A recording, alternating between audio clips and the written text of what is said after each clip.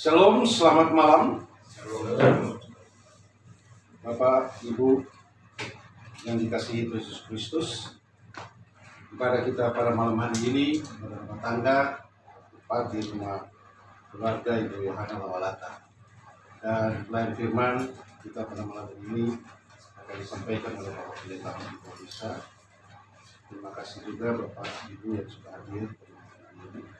Dan khususnya kepada keluarga Ibu Yohana Lawalata, terima kasih sudah menerima kami untuk beribadah pada malam hari ini. Dan untuk Bapak Ibu jemaat yang di rumah yang menyaksikan juga ibadah secara daring, kami ucapkan selamat mengikuti ibadah. Sebelum kita masuk dalam ibadah kita pada malam hari ini, saya mempersilakan tuan rumah untuk menyampaikan sambutan singkat dan pokok-pokok doa untuk pembahasan ibadah pada malam hari ini. Silakan. Selamat malam Bapak Ibu Saudara-saudara. Pertama-tama kami atas nama keluarga mengucapkan terima kasih atas kesempatan pada hari ini menjelang akhir tahun ya, bulan ini mendapat giliran ibadah. Terima kasih Pak Pendeta yang sudah bersedia untuk memimpin ibadah pada malam hari ini. Mungkin nanti di dalam doa kami bersyukur pertama anak kami Noel dan Dian sudah selesai pelaksanaan pemberkatan, biar Tuhan berkati rumah tangga yang baru dan dalam pekerjaan yang mereka masing-masing. Noel masih bekerja, Dian juga masih bekerja, dan tolong doakan anak kami Nona juga bersama suami dan anak dan keluarga besar kami. Berarti kami sudah ada 2 besan tambah 2 keluarga lagi.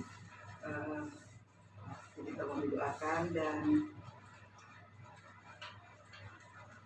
dalam pekerjaan pelayanan yang saya lakukan sampai saat ini, saya bersyukur sama Tuhan karena masih dipercaya untuk melakukan kegiatan pelayanan terhadap perempuan dan anak. Terima kasih banyak. Pada malam hari ini kita bersyukur untuk bisa beribadah. Tuhan memberkati.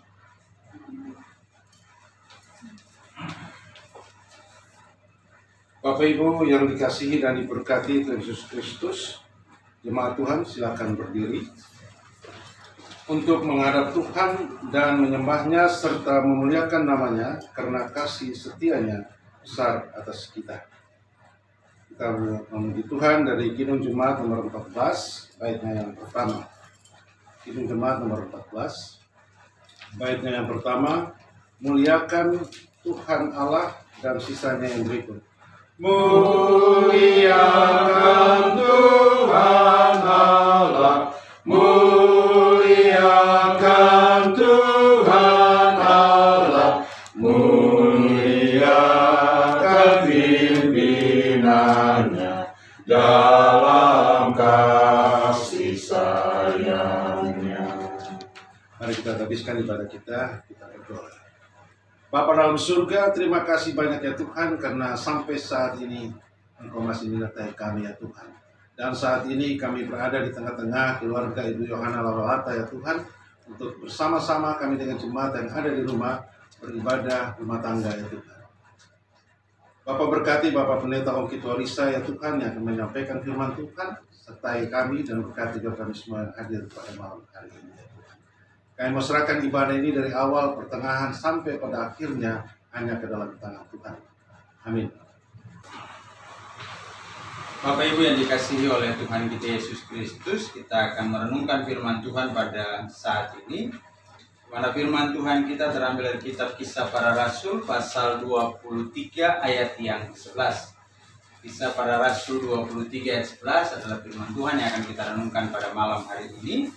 Sebelumnya mari kita tundukkan kepala lalu kita berdoa mohon bimbingan Roh Kudus. Kita berdoa. Kami mau bersyukur kepadamu ya Tuhan untuk kasih dan penyertaan-Mu dalam kehidupan kami.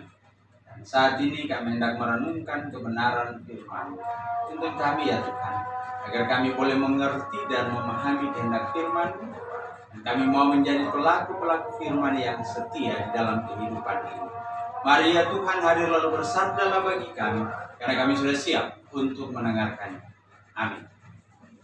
Bapak Ibu, mari berdiri untuk mendengarkan firman Tuhan kita yang terambil dari kitab Kisah Para Rasul, pasalnya yang ke-23 di ayatnya yang ke-11. Kisah Para Rasul pasal 23 ayat 11, firman Tuhan berkata demikian.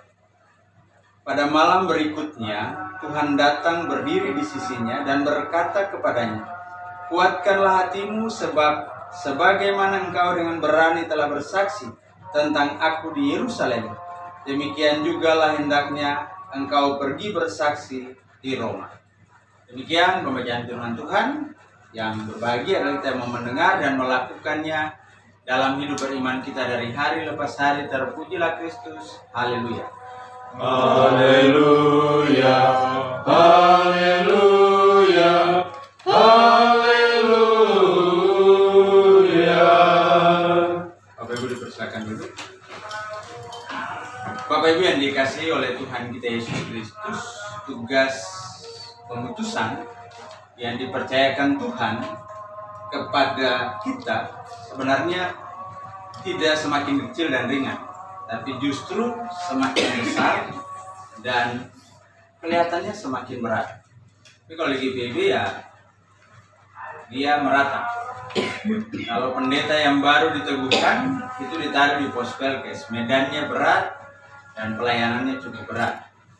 Di kota bukan berarti bahwa medannya kelihatan ringan atau biasa saja, tetapi problem yang dihadapi di kota itu juga cukup besar. Tapi prosesnya berjalan. Orang belajar dari hal-hal yang kecil dulu, lalu kemudian dia bisa mampu untuk mengatasi hal-hal yang lebih besar lagi ketika dia berhasil menyelesaikan perkara-perkara yang kecil. Nah, ini semua, siapapun dia, kita dalam kehidupan ini kita berproses dengan itu. Kita belajar sama halnya dan kita bertumbuh. Untuk menjadi seorang dewasa, kita mulai dari seorang anak kecil dulu. Kita berproses bertumbuh, dan dalam proses bertumbuh itu kita belajar juga dalam memahami kehidupan, dalam memahami tanggung jawab, dalam memahami peran yang dipercayakan kepada kita. Nah, Paulus adalah sosok yang kita tahu bahwa dia salah seorang rasul yang kalau mau dikatakan tidak ada satu orang pun percaya bahwa dia bisa memberitakan Kristus. Tapi ketika dia bisa memberitakan Kristus pasca pertemuannya atau perjumpaannya dengan Yesus di pintu gerbang kota Damsyik, Paulus menjadi pribadi yang sangat berbeda. Paulus menjadi pribadi yang mau selalu belajar memperlengkapi diri. Itu dulu yang pertama. Yang kedua, selain belajar memperlengkapi diri, Paulus menjadi pribadi yang setia dalam menjalankan seluruh tugas tanggung jawab pelayanan atau pemberitaan Injil yang dipercayakan kepada dia. Sehingga tantangan itu semakin hari semakin besar. Nah, ketika Paulus diberikan kepercayaan untuk melakukan tugas dan tanggung jawab itu, dia sudah melalui banyak proses. Dia berhadapan dengan mahkamah agama, bahkan ia ditampar tanpa belum ada keputusan apa-apa. Atas perintah mahkamah agama ia ditampar. Tapi Paulus berani menyatakan, apakah seseorang yang belum dinyatakan bersalah itu dia boleh ditampar? Harusnya tidak. Cara Paulus melawan bukan dengan cara yang sama, tetapi Paulus melawan dengan cara yang berbeda. Tetapi sambil memberikan pengajaran kepada mereka. Paulus menjelaskan bahwa mengakibatkan dirinya ditampar atas perintah Imam Besar Ananias. Namun demikian Paulus tidak diam. Dia membalas tamparan itu dan berkata kepada Imam Besar, Allah akan menampar engkau sebab seseorang dipukul jika telah terbukti bersalah. Ini jelas bagi kita Bapak Ibu yang dikasihi oleh Tuhan kita Yesus Kristus. Ananias memerintahkan menampar Paulus sebelum terbukti bersalah, artinya ia melanggar hukum Taurat. Para imam besar mesti menegakkan hukum Taurat. Hal yang kecil ya, artinya bahwa Paulus lagi menunjukkan sesuatu yang dilakukan oleh seseorang yang dianggap imam besar, seseorang yang dianggap mengerti dan paham. Ketika menjalankan tugasnya, dia tidak bicara tentang emosi jiwanya atau ego pribadinya. Tetapi emosi itu harus dikesampingkan. Ego secara pribadi itu harus dikesampingkan. ada hal yang harus diutamakan dalam kehidupan kita sebagai orang percaya dan juga sebagai para pelayan. Bahwa kita tidak bicara tentang diri, tetapi yang kita bicarakan ini adalah kehendak Tuhan yang harus kita lakukan dalam kehidupan kita. Nah, seberapa besar kita mencerna kehendak Tuhan itu dalam kehidupan kita? Orang sering salah memanfaatkan atau memaknai jabatan. Saya bilang jabatan gerejawi itu adalah jabatan yang sangat terhormat. Tetapi lalu orang-orang yang dipercayakan itu selalu tidak memposisikan dirinya sebagai pribadi yang terhormat dalam menjalankan aturan yang harusnya dihormati. Karena kenapa? Ya, kalau kita bicara tentang aturan, kita bicara tentang kehendak Allah. Kita bicara tentang tata gereja misalnya. Tata gereja tidak lahir serta-merta langsung berdiri sendiri. Tapi dasar dan rujukan tata gereja itu selalu berangkat juga dari firman Tuhan. Nah, firman Tuhan mendorong kita supaya kita mampu untuk melakukan apa yang dikatakan. Jangan sampai apa yang kita perjuangkan itu kita sendiri tidak mampu untuk melakukannya. Contoh yang Paulus kasih ya Imam Ananias tadi. Kalau dia paham akan hukum Taurat, dia tidak akan melakukan tindakan itu kepada Paulus. Apalagi dia seorang imam besar yang harusnya menjadi jenderal dalam tanda kutip untuk melaksanakan perintah Allah dalam hukum Taurat. Sehingga semuanya harus jelas. Jangan sampai dia bicara tentang kekuasaannya, tapi kemudian dia lupa bahwa ada yang lebih berkuasa dari dia dalam kehidupan ini. Dia lupa bahwa yang mempercayakan dan memberikan kuasa itu adalah Allah. Sehingga kehendak Allah lah yang dikerjakan di dalam kehidupan kita sebagai orang percaya. Nah, Bapak Ibu yang dikasihi oleh Tuhan kita Yesus Kristus, firman Tuhan kita pada saat ini yang sederhana menyampaikan itu kepada kita. Bahwa apa yang terjadi? Paulus berada dalam sebuah situasi yang sebenarnya tidak nyaman. Ketika dia berada di hadapan mahkamah agama, dia disalahkan hanya karena memberitakan Injil. Kesalahan Paulus bukan karena kesalahan yang berlaku secara umum, tapi kesalahan Paulus itu muncul karena ketidakmampuan para imam dalam menjalankan tugas dan tanggung jawab mereka dengan benar. Nah, ketika mereka tidak mampu, Paulus yang tahu dan paham, lalu sudah berada dalam sudut pandang yang berbeda, harusnya dia yang kasih tahu, dan itu dilakukan oleh Paulus. Kan bisa saja ketika kita sudah mengalami perlakuan yang tidak baik, kasar, keras, di hadapan mahkamah agama misalnya, di hadapan pengadilan misalnya, di hadapan aparat negara misalnya. Lalu apa yang kita lakukan? Kita tidak mungkin untuk membalasnya pada saat itu. Tapi yang terjadi ketika kita memahami aturan, maka kita akan menjawabnya dengan kata-kata. Ada beberapa pembelajaran sederhana bagi kita. Ayat 11 kata, pada malam berikutnya Tuhan datang berdiri di sisinya dan berkata kepadanya, kuatkan hatimu. Pernyataan yang disampaikan Tuhan kepada Paulus ini kata kuatkanlah hatimu, karena Paulus mengalami begitu banyak persoalan dalam kehidupannya. Persoalan yang membuat orang tidak kuat adalah ketika dia diperlakukan yang tidak adil, gitu kan? Tidak perlakuan tidak adil, belum dihakimi, belum tahu salah sudah ditampar. Tapi apakah kita harus menampar balik? Tidak. Apa yang harus kita lakukan? Disampaikan apa yang seharusnya. Oh enggak, sebentar, diputuskan dulu baru dihukum, bukan dihukum baru diputuskan. Jadi mana-mana kan orang ada keputusan hukum yang tetap, baru dia dinyatakan sebagai pidana.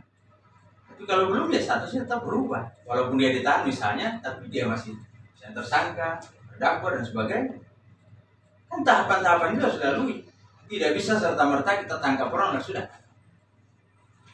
dia menjadi terpidana, artinya dia sudah divonis. Ini belum.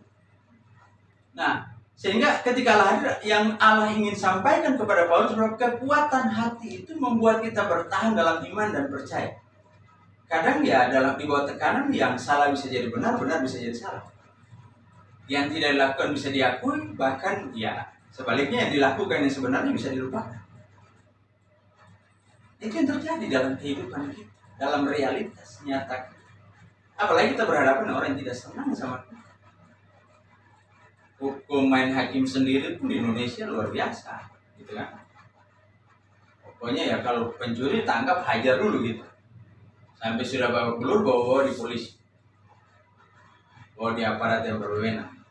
Nah, di sana ya dia syukur kalau dari hajar, boleh hajar lagi ya semakin. Padahal mungkin dia belum sempat mengambil apa yang ingin diambil kan.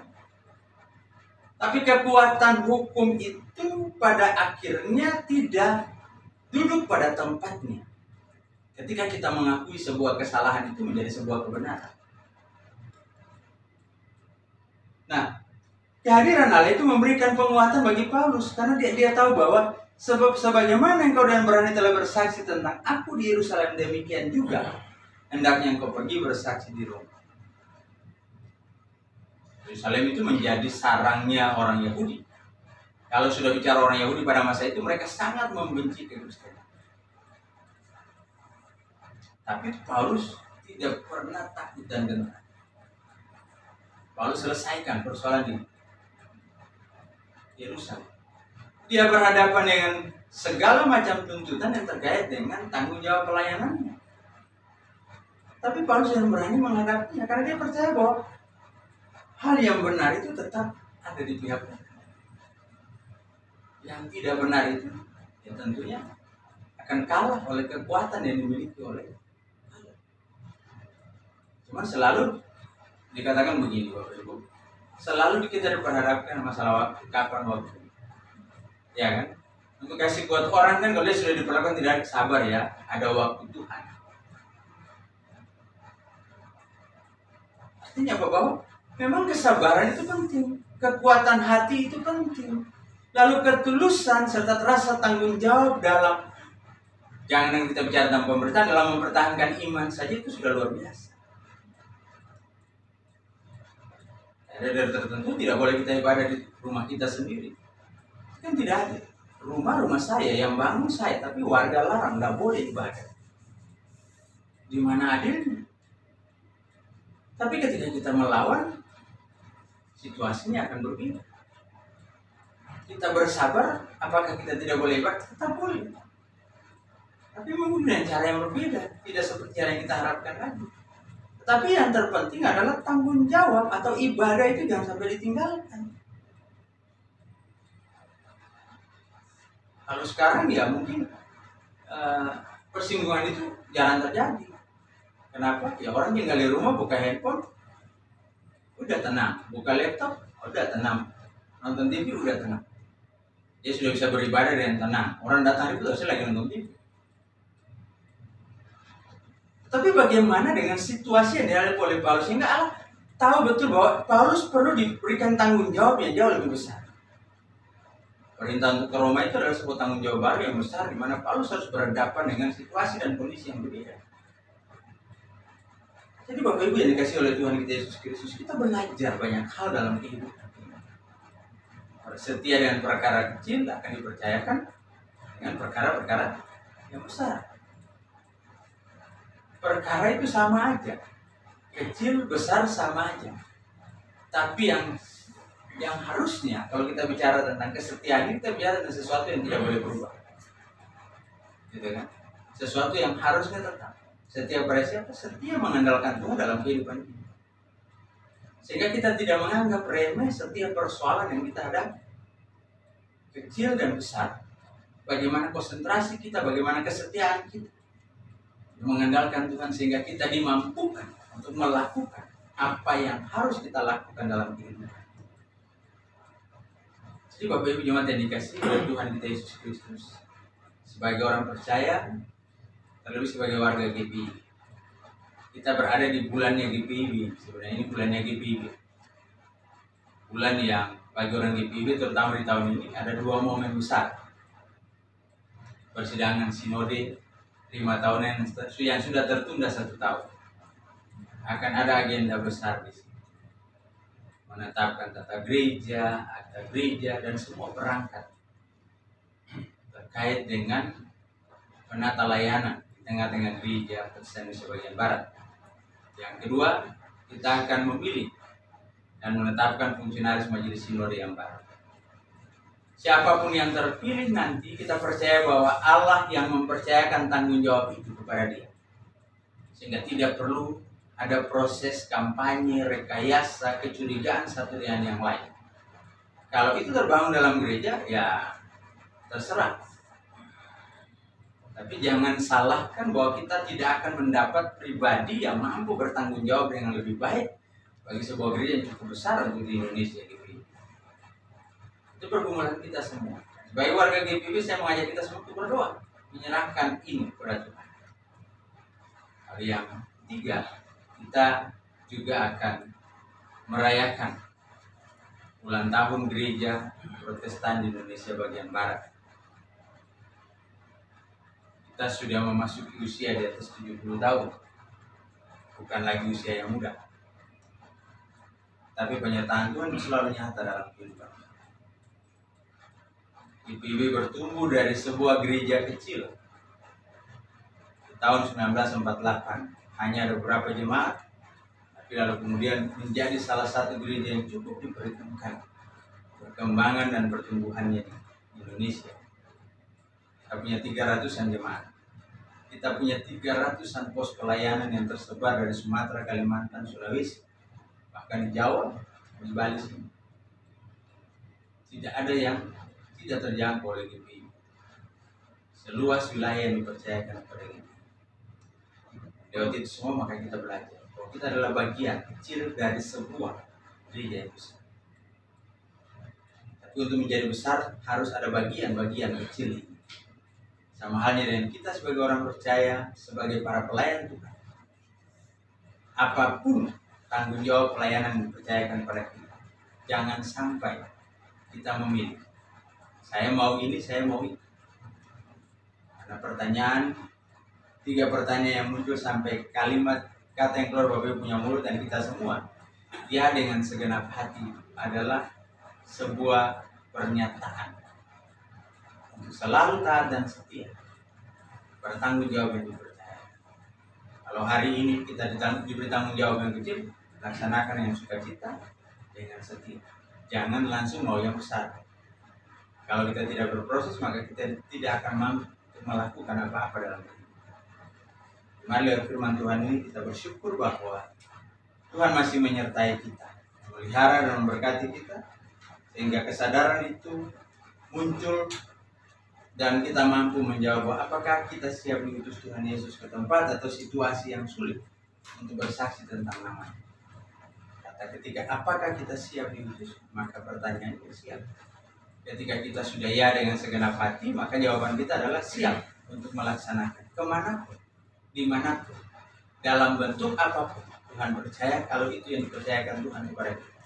Mari kita mampukan diri kita untuk melakukannya dengan sukacita. Kemudian mengapa Tuhan yang mau mengutus saudara dan saya mengapa Tuhan mau mengutus saudara dan saya sebagai saksi? Pertanyaan ini menarik. Kenapa? Kadang kita tidak tahu siapa kita. Bahkan kita merasa bahwa kita tidak akan mampu untuk melakukan tugas panggilan yang dipercayakan Tuhan, apalagi bersaksi. Semua orang akan menolak, saya bukan orang benar, saya bukan orang baik. Tuhan tidak memilih orang yang sempurna untuk dipanggil untuk bersaksi. Justru dari ketidaksempurnaan itu ketika dia berproses dengan Allah, maka dia akan menyaksikan kepada kita semua bahwa ini terjadi bukan karena kekuatan saya, tapi karena anugerah Allah. Allah memilih kita bukan karena kita baik atau bukan karena kita hebat, tetapi semata karena anugerah. Dan itu adalah kehendak Allah yang tidak bisa ditawar-tawar oleh siapapun. Maka itu kita bersyukur kalau Allah mempercayai kita sebagai saksinya, maka lakukanlah dengan senang hati dan penuh sukacita. Pertanyaan terakhir, bagaimana kita menjadi saksi Yesus Kristus di tengah situasi susah COVID-19 dan dampaknya saat ini? Pertanyaan ini menjadi menarik bagi kita karena di awal-awal COVID semua orang berpartisipasi untuk memberikan bantuan sosial berupa sembako misalnya. Seiring berjalannya COVID itu sudah mulai berkurang. Lalu kalau kita bicara tentang bagaimana kita menjadi saksi, bagaimana kita berusaha mendukung pemerintah ketaatan kita kepada Allah jangan sampai itu kendor ketika kita berhadapan dengan pemerintah. Kalau kita bisa taat kepada Allah, kita bisa melakukan apa yang Allah ingin kita lakukan, maka hal yang sama juga kita lakukan ketika itu perintah dari pemerintah yang dipercayakan Allah kepada kita. Yang paling penting adalah tetap jaga 5M ya, dan sudah 6M. Lalu kemudian ya, kalau ada vaksin, datang vaksin. Tidak usah takut vaksin. Banyak orang berpikir bahwa kalau vaksin itu ya, kalau jaga bisa berpulang ke rumah bapak duluan. Harusnya senang dong pulang ke rumah bapak. Masa tidak mau liburan. Tapi ya kita bersyukur bahwa apapun itu Tuhan yang putuskan tentang kehidupan kita. Lalu yang ketiga, kita tetap berdoa mendukung pemerintah dengan segala programnya dan ikut berperan aktif sehingga apa yang kita harapkan bersama, COVID ini berlalu dari bangsa dan negara ini boleh terjadi atas kehendak Tuhan. Ketika semua orang percaya mau bergerak, ketika semua orang percaya mau hidup dalam ketaatan dan kesetiaan kepada Yesus dan menyaksikan Kristus di tengah-tengah masa-masa sulit, yakin dan percaya bahwa tidak ada yang mustahil bagi Allah. Tapi kesetiaan kita, memuji kita, sekaligus memberikan ruang bagi Allah untuk mempercayakan tanggung jawab yang lebih besar di dalam kehidupan kita dari hari lepas hari. Tuhan memberkati kita. Amin. Ya, Bapak Ibu yang dikasihi Tuhan, mari kita tundukkan kepala, kita satukan hati dan pikiran kita, lalu kita masuk dalam syafaat kita. Kita berdoa. Ya Tuhan Allah, Bapa kekal dalam kerajaan sorga, Allah yang kami sembah Dikau melalui anak-Mu Yesus Kristus yang adalah Tuhan dan Juru Selamat kami, bersyukur untuk penyertaan-Mu, terlebih untuk firman Tuhan yang boleh kami renungkan bersama. Belajar untuk menerima tanggung jawab dari Tuhan dalam kehidupan kami sebagai orang percaya, tanpa harus melihat besar kecilnya tanggung jawab itu. Tetapi yang harus kita syukuri dalam kehidupan, bahwa Allah mau menjadikan kita sebagai mitra kerja Allah di tengah-tengah dunia ini. Apapun pekerjaan, apapun tanggung jawab, apapun pelayanan percayaan kepada kami, ajalah kami setia melakukannya dengan penuh sukacita. Karena segala sesuatu yang terbaik Tuhan sudah sediakan kepada orang-orang yang tetap percaya dan setia dalam perkara-perkara yang kecil untuk dapat melakukan perkara-perkara besar yang Tuhan percayakan dalam kehidupannya. Terima kasih Tuhan, dan pada kesempatan ini berdoa bagi para pelayan-Mu yang hadir dan mengambil bagian dalam persekutuan pada malam hari ini. Berkati mereka dalam kehidupan pribadi, keluarga, rumah tangga masing-masing. Pimpin sertai juga dengan kuat kuasa Roh-Mu yang kudus itu, agar kami mampu untuk menjalankan tugas tanggung jawab pelayanan Tuhan percayakan di tengah-tengah jemaat ini.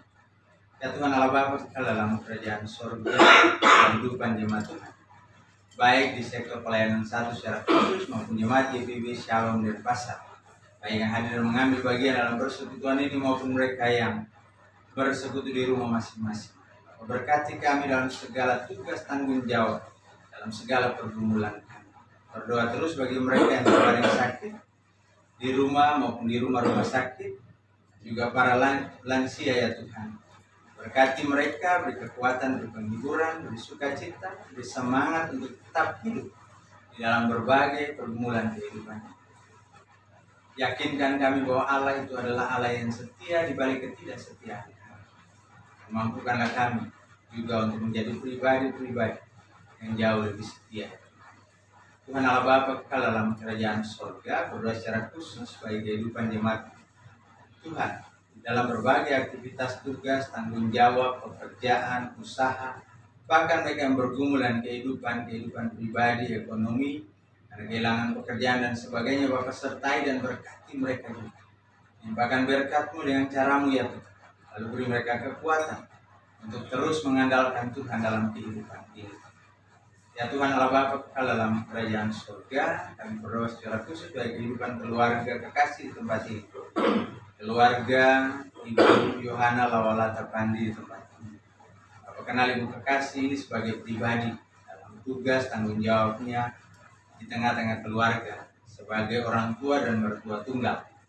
Demikian juga dalam tanggung jawab pekerjaan dan pelayanan pada masyarakat dan tanggung jawabnya sebagai pelayan Tuhan di tengah-tengah jemaat. Bapa sertai dan berkati, berkasih dalam setiap langkah kehidupan. Beri sehat dan kuat, jauhkan dari segala susah, bahaya, maut sekalipun dia. Sehingga kami boleh menikmati sukacita, kasih dan anugerah Tuhan. Bersama dengan kami, keluarga baru, keluarga Bapak Noel Lawalata dan Ibu Dia. Tuhan berkati keluarga rumah tangga yang baru ini. Tentunya dengan harapan, dengan cita-cita yang mereka bangun di tengah-tengah kehidupan keluarga rumah tangga mereka. Bapak pimpin dan sertai, Bapak jaga dan pelihara, Bapak berkati mereka. Sehingga kalau Tuhan berkenan, maka Tuhan juga boleh menghadirkan anak-anak di tengah-tengah kehidupan keluarga yang baru. Berkati Noel dalam pekerjaannya sebagai aparat TNI, juga kemudian dalam pekerjaannya, biarlah dalam kesibukan mereka terus menjalin komunikasi yang baik dan saling percaya dalam menjaga dan memelihara kehidupan rumah tangga yang Tuhan percayakan. Demikian juga Tuhan, anak kekasih Nona bersama dengan suami dan anak-anak kekasih, Bapak berkati juga dalam kehidupan rumah tangga mereka. Biarlah kasih Tuhan juga setia memelihara kehidupan keluarga ini. Berkati kedua anak kekasih dalam pertumbuhan mereka. Berkati juga kedua besan, baik orang tua dari Ibu Dian maupun mertua dari Ibu Nona ya Tuhan. Biar dalam hari tua mereka, kasih-Mu juga akan setia menyertai dan memelihara serta memberkati mereka ya. Seluruh kehidupan bangsa dan negara ini kami pertaruhkan ke dalam tangan-Mu. Kehidupan tetangga bertetangga, Tuhan sertai dan berkati. Sehingga kami boleh saling membangun, saling mengisi, saling menopang satu dengan yang lain dalam kebersamaan di tengah-tengah perbedaan. Demikian juga Tuhan, kami berdoa menyerahkan seluruh pasien COVID-19, berdoa juga pada anak-anak yatim, piatu dan orang-orang terlantar di luar sana, mereka diperlakukan yang tidak adil. Bapak berkati mereka juga. Berkati saudara kasih kami di tempat-tempat pengungsian mereka karena berbagai bencana alam yang harus mereka alami. Biarlah kasih-Mu setia menyertai dan memelihara mereka. Terima kasih Tuhan, seluruh kehidupan kami yang bertaruhkan ke dalam tangan-Mu. Ampuni kami atas salah dan dosa yang telah kami perbuat melawan kehendak-Mu di surga, baik itu melalui kata, perbuatan maupun yang ada dalam pikiran kami sekalipun ya Tuhan. Suci bersihkan dan layakkan kami, lalu sempurnakan kami dengan doa yang Kau ajar kepada murid-murid dan juga kepada kami. Bapa kami yang di sorga, dikuduskanlah nama-Mu, datanglah kerajaan-Mu, jadilah kehendak-Mu di bumi seperti di surga. Bila kami pada hari ini, maka kami yang suci. Ampunilah kami akan kesalahan kami, seperti kami mengampuni orang bersalah kepada kami. Jangan bawa kami ke dalam pencobaan, lepaskan kami dari dosa.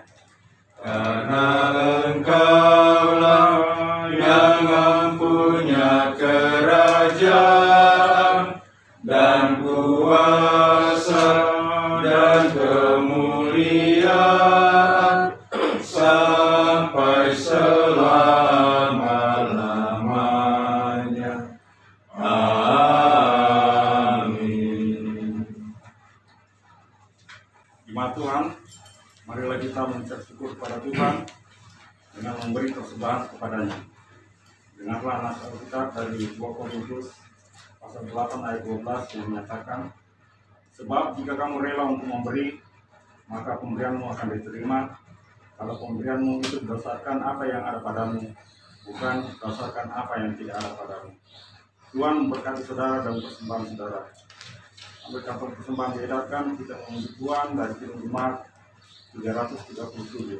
Betapa kita tidak bersyukur, angkat pesan sama.